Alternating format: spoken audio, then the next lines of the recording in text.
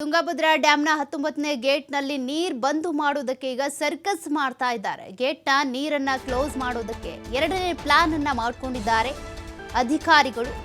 ಈಗಾಗಲೇ ತೆಲಂಗಾಣ, ಆಂಧ್ರ ಪ್ರದೇಶದಿಂದ ಕೂಡ ಟೆಕ್ನಿಕಲ್ ಟೀಮ್ ಅನ್ನ ಕರೆಸಿಕೊಳ್ಳಲಾಗಿದೆ. ಹೇಗೆ ನೀರನ್ನ ಹೋಗದೇ ಇರೋ ರೀತಿಯಾಗಿ ತಡಿಬೇಕು, ಅದೇ ಸದ್ಯದ ಪ್ರಶ್ನೆ. ಹೀಗಾಗಿ 50 ಟನ್ ತೂಕದ ಬಾಕ್ಸ್ಗಳನ್ನ ತಯಾರು ಮಾಡಿ ಗೇಟ್ಗೆ ಅಳವಡಿಸೋದಕ್ಕೆ ಅಂತ ಪ್ಲಾನ್ ಮಾಡ್ತಾ ಇದ್ದಾರೆ. ಈ ಪ್ಲಾನ್ ಸಕ್ಸಸ್ ಆಯಿತು ಅಂದರೆ ಗೇಟ್ ಕ್ಲೋಸ್ ಆಗುವ ಸಾಧ್ಯತೆ ಇದೆ. ಸಕ್ಸಸ್ ಆಗಲಿಲ್ಲ ಅಂತಂದರೆ ನೀರನ್ನು ಕಂಟ್ರೋಲ್ ಮಾಡೋದಕ್ಕಾಗಲ್ಲ. 50 ಟನ್ ತೂಕದ ಕಬ್ಬಿಣದ ಬಾಕ್ಸ್ ಮಾಡಿ 19ನೇ ಗೇಟ್ನಲ್ಲಿ ಇಡುವ ಕಾರ್ಯಾಚರಣೆ. ಈ ಬಾಕ್ಸನ್ನು ಎಷ್ಟು ಅಡಿ ಎಷ್ಟು ಅಗಲ ಮಾಡಬೇಕಾಗುತ್ತೆ? ಹಾಗಾದರೆ 60 ಅಡಿ ಎತ್ತರ ಇರಬೇಕು, 20 ಅಡಿ ಅಗಲ ಇರಬೇಕು. ಗೇಟ್ ಎಷ್ಟು ಅಗಲ ಆಯಿತೋ ಅಷ್ಟೇ ಇರಬೇಕಾಗುತ್ತೆ. ಆ ಬಾಕ್ಸನ್ನು ಅಲ್ಲಿ ಅಳವಡಿಕೆ ಮಾಡಿದ್ರು ಅಂತ ಅಂದರೆ ನೀರು ಹೋಗದೇ ಇರೋ ರೀತಿಯಾಗಿ ಕಂಟ್ರೋಲ್ ಮಾಡಬಹುದು. ಜಲಾಶಯದಿಂದ ನೀರು ಖಾಲಿ ಮಾಡದೆ ಗೇಟ್ ಬಂದ್ ಮಾಡೋದಕ್ಕೆ ಈ ರೀತಿ ಪ್ಲಾನ್ ಮಾಡೋದಕ್ಕೆ ಅಂತ ಹರಸಾಹಸ ಮಾಡ್ತಿದ್ದಾರೆ. ಕ್ರೇನ್ ಸಹಾಯದಿಂದ ನೀರಿನ ಒಳಗಡೆ ಬಾಕ್ಸ್ ಇಡೋದಕ್ಕೆ ಅಂತ ತಯಾರಿ ಆಗ್ತಾ ಇದೆ. 50 ಟನ್ ಬಾಕ್ಸ್ನ ವಿನ್ಯಾಸವನ್ನ ತಯಾರಿ ಮಾಡ್ತಿದ್ದಾರೆ. ಎಸ್ ನಾರಾಯಣ್ ಇಂಡಸ್ಟ್ರೀಸ್ ಸ್ಟೀಲ್ ಕಂಪನಿಯ ವತಿಯಿಂದ ನಾರಾಯಣ್ ಅವರ ನೇತೃತ್ವದಲ್ಲಿ ಈ ಬಾಕ್ಸ್ ರೆಡಿ ಆಗ್ತಾ ಇರುವಂಥದ್ದು. ಜಲಾಶಯದ ಗೇಟ್ಗಳ ವಿನ್ಯಾಸದ ರೀತಿಯಲ್ಲೇ ಬಾಕ್ಸ್ ಅನ್ನ ತಯಾರಿ ಮಾಡಬೇಕು. ಈಗಾಗಲೇ ಹೇಳಿದಾಗೆ 60 ಅಡಿ ಎತ್ತರ ಇರಬೇಕು, 20 ಅಡಿ ಅಗಲ ಇರಬೇಕು. ನೀರಿನ ಒತ್ತಡಕ್ಕೆ ಸವಾಲ್ ಒಡ್ಡುವಂಥ ತೂಕದ ಬಾಕ್ಸ್ ಆಗಬೇಕು. ಹಾಗಾಗಿ 50 ಟನ್ ಕಬ್ಬಿಣದ ಬಾಕ್ಸನ್ನು ತಾತ್ಕಾಲಿಕವಾಗಿ ತಯಾರಿ ಮಾಡಿ ಅಲ್ಲಿ ಗೇಟ್ ಇರುವಂಥ ಜಾಗದಲ್ಲಿ ಬಾಕ್ಸನ್ನು ಇಟ್ಟು ಸದ್ಯಕ್ಕೆ ತಾತ್ಕಾಲಿಕವಾಗಿ ನೀರು ಹೊರಗಡೆ ಹೋಗದೇ ಇರೋ ರೀತಿಯಾಗಿ ತಡೆಯುವಂಥ ಪ್ಲಾನನ್ನು ಮಾಡ್ತಾ ಇದ್ದಾರೆ. ಚೈನ್ ಲಿಂಕ್ಗೆ ಕನೆಕ್ಷನ್ ಕೊಟ್ಟು ಈ ಬಾಕ್ಸನ್ನು ಅಳವಡಿಕೆ ಮಾಡಬೇಕು ಅಂತ ಪ್ಲಾನ್ ಮಾಡ್ತಾ ಇದ್ದಾರೆ. ಈ ಪ್ಲಾನ್ ಏನಾದರೂ ಸಕ್ಸಸ್ ಆಯಿತು ಅಂದರೆ 65 TMC ನೀರನ್ನು ಹೊರಗಡೆ ಬಿಡುವಂಥ ಅನಿವಾರ್ಯತೆ ಇರೋದಿಲ್ಲ. ಹಾಗಾಗಿ ಈ ಪ್ಲಾನ್ ಮಾಡ್ತಾ ಇದ್ದಾರೆ. ಪ್ಲಾನ್ ಏನಾದರೂ ಸಕ್ಸಸ್ ಆದರೆ ನೀರನ್ನು ಉಳಿಸ್ಬೋದು. ಜೊತೆಗೆ ಗೇಟ್ ಕೂಡ ಈಗಾಗಲೇ ಹೊಸಪೇಟೆಯಲ್ಲಿ ನಿರ್ಮಾಣ ಆಗ್ತಾ ಇದೆ. 60 ಅಡಿ ಎತ್ತರ, 20 ಅಡಿ ಅಗಲದ ಗೇಟ್ ಕೂಡ ಹೊಸಪೇಟೆಯಲ್ಲಿ ನಾರಾಯಣ್ ಅವರ ನೇತೃತ್ವದಲ್ಲಿ ರೆಡಿ ಆಗ್ತಾ ಇದೆ. ಒಂದು ವೇಳೆ ಈ ಬಾಕ್ಸ್ ಇಟ್ಟ ಬಳಿಕ ನೀರನ್ನು ಹತೋಟಿಗೆ ತಂದರೆ, ಕಂಟ್ರೋಲಿಗೆ ತಂದರು ಅಂತ ಅಂದರೆ ಅಲ್ಲಿ ಗೇಟನ್ನು ಅಳವಡಿಕೆ ಮಾಡೋದಕ್ಕೂ ಕೂಡ ಅನುಕೂಲ ಆಗುತ್ತೆ.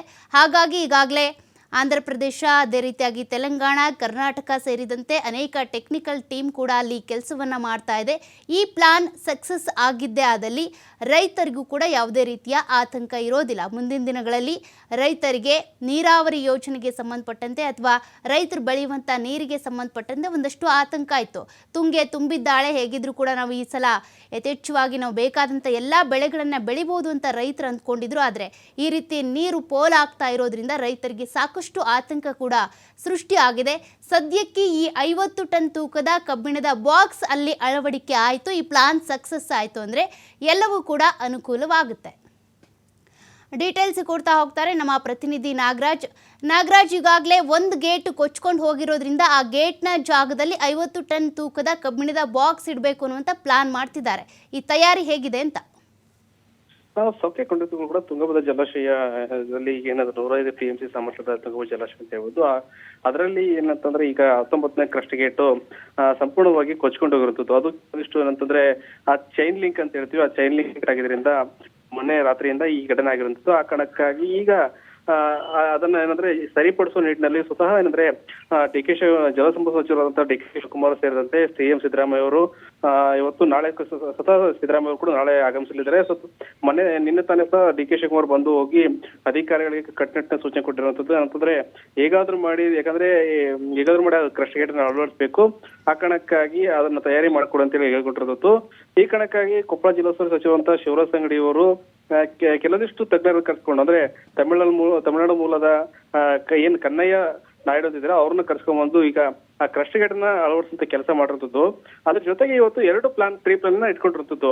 ಏನಂದ್ರೆ ಒಂದು ಪ್ಲಾನ್ ಪ್ರಮುಖವಾಗಿ ಏನು ಜಲಾಶಯದಲ್ಲಿರುವಂತ ಏನು 60 TMC ನೀರನ್ನ ಹೊರಹಾಕಿ ಅಲ್ಲಿ ಇವತ್ತು ಏನಂದ್ರೆ ಕ್ರಸ್ಟ್ ಗೇಟ್ ನ ಅಳವಡಿಸಬೇಕು. ಅದನ್ನು ಹೊರತಾಗಿ ಕೂಡ ಇವತ್ತು ನೀರನ್ನ ಪೋಲಾಗದ ರೀತಿಯಿಂದಾಗಿ ಸೆಕೆಂಡ್ ಪ್ಲಾನ್ ಅಂದ್ರೆ ಯೋಜನೆ ಮಾಡಿರುವಂತದ್ದು. ಏನು 50 ಟನ್ ತೂಕದ ಒಂದು ಬರ್ತವೆ ಅಂದ್ರೆ ಗೇಟ್ಗಳು ಬರ್ತವೆ. ಆ ಗೇಟ್ಗಳನ್ನ ಆ ಪ್ರೆಸರ್ ಅಲ್ಲಿ ಗೇಟ್ ಇರುತ್ತೆ, 19 ಗೇಟ್ ಇದೆ, ಅಲ್ಲಿ ಹಾಕುವ ಮೂಲಕ ನೀರನ್ನ ಸಂಪೂರ್ಣವಾಗಿ ತಡೆಗಟ್ಟುವ ನಿಟ್ಟಿನಲ್ಲಿ ಪ್ಲಾನ್ ಮಾಡಿರುವಂತದ್ದು. ಈ ಪ್ಲಾನ್ ಸಕ್ಸಸ್ ಆದ್ರೆ ಖಂಡಿತಲೂ ಕೂಡ ನೀರು ಪೋಲಾಗದಂತೆ ಇವತ್ತು ಜಲಾಶಯದಲ್ಲಿ ಉಳಿಯುವಂತ ಕೆಲಸ ಆಗುತ್ತೆ.